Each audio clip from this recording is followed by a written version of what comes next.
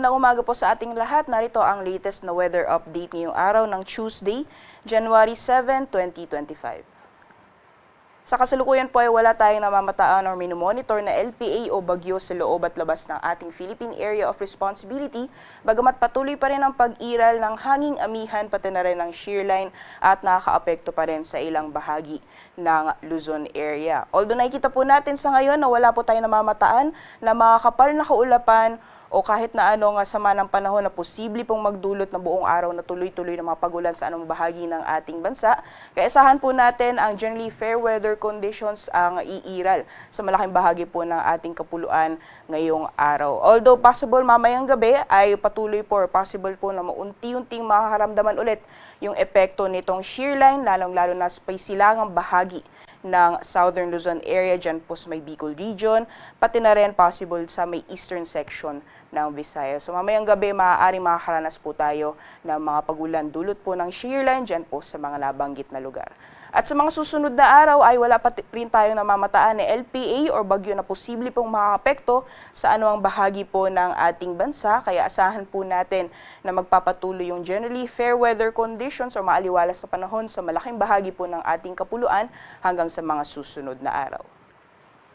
So magiging lagay naman po ng panahon ngayong araw dito sa Luzon. Kung nakita po natin sa ating latest satellite image, yung northeast monsoon ay patuloy pong nakakaapekto or umiiral sa bahagi po ng northern at central zone area. Dahil po sa hanging amihan ay asahan po natin yung maulap na kalangitan at mga light to moderate naman na mga pagulan sa Cagayan Valley, ngayon din sa Cordillera Administrative Region, pati na rin sa Aurora. Meanwhile, yung shearline po ay posible ding magdulot ng mga kalat-kalat mga pagulan sa may bahagi naman ng Quezon Province. Sa nalalaming bahagi naman po ng Luzon, dito po sa Ilocos Region, gayon din sa nalalaming bahagi ng Central Luzon as well as dito po sa Metro Manila, magiging maaliwalas po yung panahon natin ngayong araw, liban na lamang yung mga posibilidad ng mga may hinang mga pagulan o mga pag-ambon.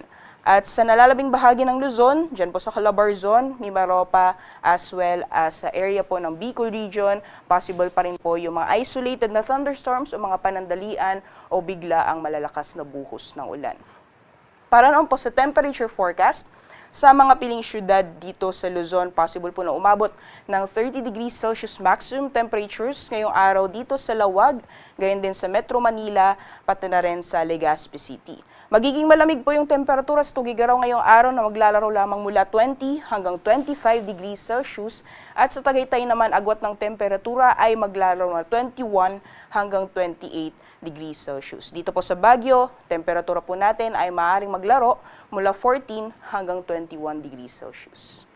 So magiging lagay naman po ng panahon sa nalalabing bahagi ng ating bansa dito po sa Palawan, Visayas, pati na rin po sa Mindanao, ay wala po tayong inaasahan na buong araw na tuloy-tuloy ng mga pag-ulan.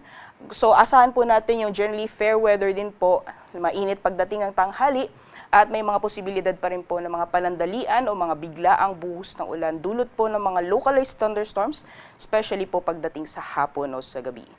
Temperature forecast naman po para sa mga piling syudad sa Palawan, dyan po sa Kalayaan Islands, maglalaro mula 23 hanggang 30 degrees Celsius at 31 degrees Celsius maximum temperatures naman ngayong araw dito sa Puerto Princesa.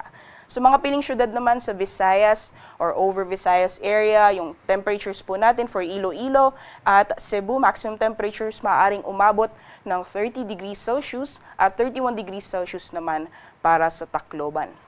Dito naman po sa Mindanao, dito sa Zamboanga, gayon din sa Metro Davao, yung temperatura po natin maaaring umabot ng 32 degrees Celsius maximum temperatures at yung agwat naman ng temperatura ngayong araw sa Cagayan de Oro ay maaaring maglaro mula 24 hanggang 30 degrees Celsius. Sa kalagayan naman po ng ating karagatan, patuloy pa rin po nakataas ang babala sa matataas na mga pag-alon or gale warning sa hilagang dagat baybayin ng Northern Luzon, dyan po sa mga dagat baybayin ng Batanes, Babuyan Islands, pati na rin po sa northern coast ng Ilocos Norte. So delikado pa rin pong pumalaot, lalong-lalo na po sa ating mga kababayan na may mga maliit na sakyang pandagat. Sunrise po natin ay 6:23 AM at sunset ay 5:42 PM.